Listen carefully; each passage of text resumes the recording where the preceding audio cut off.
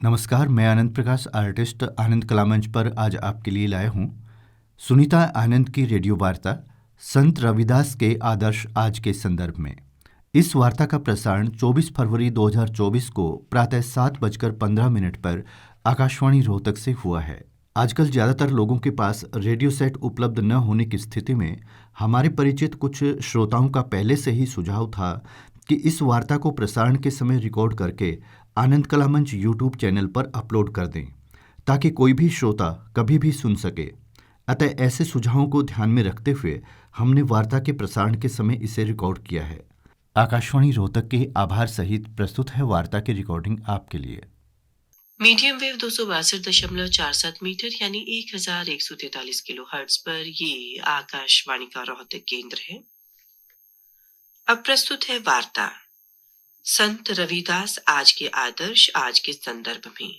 वार्ताकार हैं श्रीमती सुनीता आनंद। कहने की आवश्यकता नहीं कि भारत संत महात्माओं की धरती है।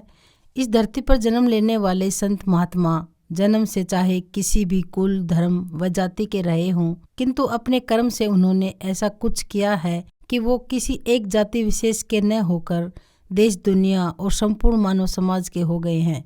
ऐसे ही संतों में से एक हुए हैं संत रविदास जी, जिन्हें संत शिरोमणि कहकर पुकारा जाता है। किसी क्षेत्र विशेष में शिरोमणि होने का मतलब ही अपने आप में इस बात का पर्याय है कि उस क्षेत्र में उससे ऊंचा कोई नहीं है। रविदास जी का संत शिरोमणि होना केवल कहने भर की बात नहीं है, बल्कि देश दुनिया में इनकी ख्याति इसका प्रमाण है।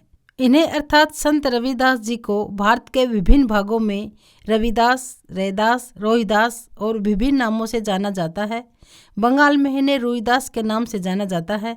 इनका संपूर्ण जीवन जाति से नहीं बल्कि कर्म से स्वयं को महान बनाने की प्रेरणा देने वाला रहा है। इनके जीवन चरित्र पर विचार करते हुए हम पाते हैं कि इनके जन्म व जन्म स्थान के बारे में विद्वान एक मत नहीं रहे हैं, किंतु अधिकतर विद्वानों ने माना है कि इनका जन्म 1376 ईस्वी में माघ पूर्णिमा को रविवार के दिन उत्तर प्रदेश के वाराणसी शहर के गोवर्धनपुर नामक गांव में हुआ था। इस दिन रविवार होने के कारण इनका नाम रविदास रखा गया। इनकी माता का नाम कर्मा देवी उर्फ कलसा देवी था और पिता का नाम संतोख दास उर्फ रघु था। इनके दादा का नाम श्री कालूराम और दादी का नाम श्रीमती लखपति था। यह भी उल्लेख मिलता है कि इनकी पत्नी का नाम श्रीमती लोना जी और पुत्र का नाम श्री विजय दास जी था। सामाजिक परिवेश की दृष्टि से रविदास जी का जन्म चरमकार कुल में हुआ था, किंतु उनकी संपूर्ण दृष्टि समाज को उन्नति एवं प्रगति की ओर ले जाने की थी। रविदास जी ने शिक्षा का महत्व समझा और इस पर बल देते हुए केवल अपनी जाति ही नहीं बल्कि संपूर्ण समाज को शिक्षा के लिए प्रेरित किया।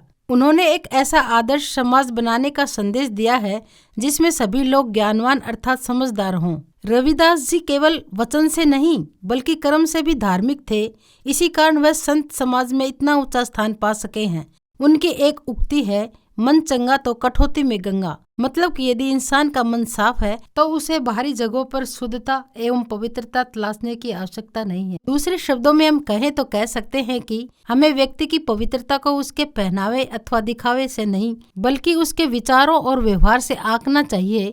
उदाहरण के रूप में यदि शुद्ध मन का व्यक्ति अपने कर्म से चरमकार भी है तो उसके यहाँ कठौती में भी गंगा अवतरित हो सकती है। इसके उदाहरण रविदास जी स्वयं हैं। कहा जाता है कि संत रविदास जी एक बार अपने घर पर अपने काम में लीन थे, मतलब कि जूता बना रहे थे। तभी एक ब्राह्मण उनके यहाँ आए और कहा कि मेरी जूती टूट गई है, इसे ठीक कर दीजिए, आज मैं गंगा स्नान के लिए जा रहा हूँ। साथ ही उसने यह भी कह दिया कि तुम चमड़े का काम करने वाले क्या जानो कि गंगा स्नान से कितना पुण्य मिलता है। इस पर रविदास जी ने कहा कि ठीक कहा श्रीमान, अगर हम ये सब जाने भी तो जानने से क्या होगा, हमारे स्नान करने से गंगा मैया मलिन नहीं हो जाएगी क्या। रविदास जी की बात में व्यंग्य था जिसे ब्राह्मण समझ गए थे, किंतु उन्होंने प्रत्युत्तर में रविदास जी को कुछ भी नहीं कहा था। इतने में उनकी जूती भी ठीक हो गई थी। उन्होंने रविदास जी को एक कौड़ी देते हुए कहा था कि लो, मेरी तरफ से इसे अपनी मेहनत के रूप में रख लो। इस पर रविदास जी ने कौड़ी लेने से इनकार करते हुए कहा था कि पंडित जी, मेरी तरफ से यह कौड़ी माँ गंगा को अर्पित कर देना, कहना कि यह कौड़ी आपके भक्त रविदास ने आपके लिए भेजी है। इतना कहने पर यदि माँ खुद इसे लेने के लिए प्रकट हो तभी उन्हें भेंट करना। ठीक है कहकर पंडित जी अपने घर चले गए और फिर तैयार होकर गंगा स्नान के लिए गंगा घाट पहुंच गए। पर गंगा स्नान के बाद वह भूल गए थे कि उन्हें रविदास जी की तरफ से लाई गई भेंट भी गंगा माँ को अर्पित करनी है। याद आने पर उन्होंने रविदास जी के कहे अनुसार गंगा माँ को प्रणाम किया तो देखा कि माँ गंगा की धारा से सचमुच 2 हाथ भेंट को लेने के लिए बाहर निकले हैं।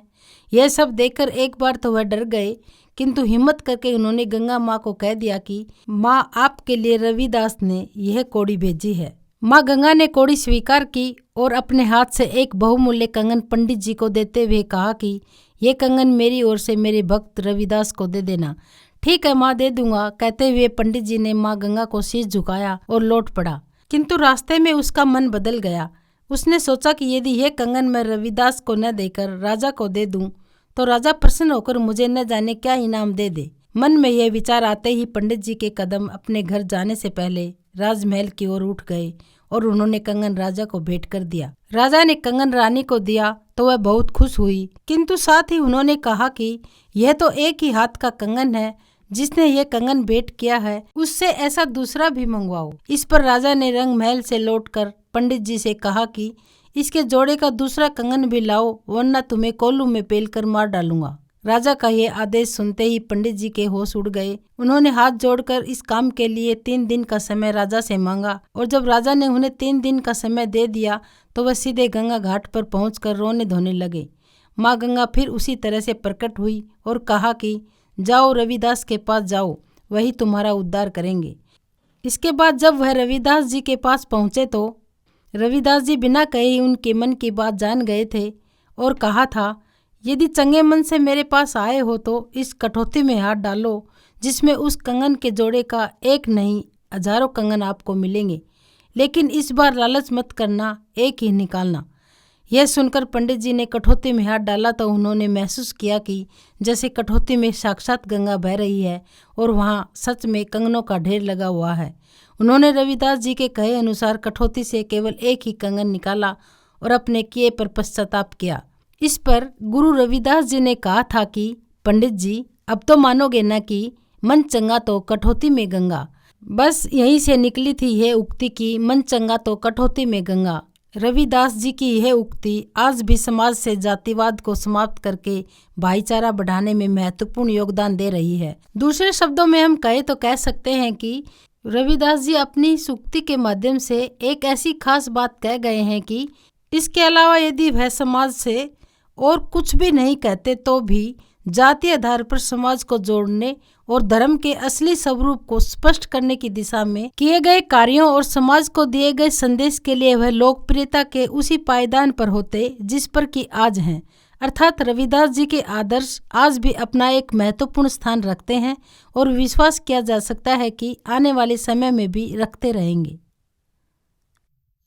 अभी आप सुन रहे थे हिंदी वार्ता संत रविदास आज के आदर्श आज के संदर्भ में। वार्ताकार थी श्रीमती सुनीता आनंद। और अब इस वार्ता के प्रसारण के बाद हमें व्हाट्सएप मैसेज के रूप में प्राप्त हुई कुछ प्रतिक्रियाएं। जी हाँ, इस वार्ता के प्रसारण के बाद वार्ताकार को उनके व्हाट्सएप नंबर पर कुछ श्रोताओं की तरफ से प्रतिक्रियाएं प्राप्त हुई हैं। पहली प्रतिक्रिया प्राप्त हुई है कैथल से डॉक्टर तेजिंदर की। आप साहित्यकार हैं, रेडियो आर्टिस्ट हैं और आकाशवाणी उद्घोषक के रूप में आपने 2 बार स्वर परीक्षा पास की है। आप लिखते हैं, आज दिनांक 24 फरवरी 2024 को आकाशवाणी रोहतक से श्रीमती सुनीता आनंद जी की रेडियो वार्ता संत रविदास आज के आदर्श आज के संदर्भ में सुनने का अवसर प्राप्त हुआ। वार्ता सुनकर संत कवि एवं समाज सुधारक रविदास जी के जीवन एवं कर्म से संबंधित कई नए तथ्यों की जानकारी सुनने को मिली। देश के विभिन्न स्थानों पर रविदास जी को पुकारे जाने वाले विभिन्न नामों से परिचित हुआ। मन चंगा ते कठौती विच गंगा, इस लोकोक्ति के पीछे रही घटना की जानकारी मिली। वार्ता संत रविदास जी को एक आध्यात्मिक तथा चमत्कारिक व्यक्तित्व के रूप में प्रस्तुत करती है। वार्ता सुनकर मालूम हुआ कि संत रविदास जी की शिक्षा में आज के युग में भी उतनी ही प्रासंगिकता है जितनी उनके समय में थी। वार्ता शैली प्रभावशाली थी, वाणी में प्रवाह था। वार्ता का लगभग 7.5 मिनट का समय कैसे बीत गया पता ही नहीं चला। वार्ता वाचन पर हरियाणवी का प्रभाव महसूस हुआ। कुल मिलाकर वार्ता शोधपरक, नवीन जानकारियों से युक्त तथा रोचक थी। सिरसा हरियाणा से ज्ञान प्रकाश पीयूष, जो कि समालोचक हैं, साहित्यकार हैं, लिखते हैं। वार्ता बहुत ज्ञानवर्धक और आकर्षक आवाज में है। हार्दिक बधाई सुनीता आनंद जी। सुकीर्ति भटनागर पटियाला पंजाब से, जो कि वरिष्ठ साहित्यकार हैं, कवयित्री हैं, लिखती हैं। ये वार्ता ज्ञानवर्धक होने के साथ साथ मनोरंजक भी थी और प्रस्तुति भी रोचक थी। सची तो है, यदि हमारा मन निर्मल है, जग सुंदर है। सुनीता जी को हार्दिक बधाई। इसी वार्ता के संदर्भ में झोझुकला से दिव्या खिची लिखती हैं, आपने रविदास जयंती पर बहुत ही अच्छे विचार साझा किए हैं। जिन लोगों को रविदास जी के बारे में पता नहीं था, उनको भी आपके विचारों से कुछ न कुछ सीखने को मिला है। सुनी हुई चीज़ें काफ़ी समय तक याद रहती हैं, तो मेरी आपसे प्रार्थना है कि आप ऐसे ही रेडियो पर अच्छे अच्छे व्यक्तियों के बारे में विचार साझा करते रहें, ताकि लोग भी अच्छे विचारों से कुछ ना कुछ सीख कर आगे बढ़ने की प्रेरणा लें।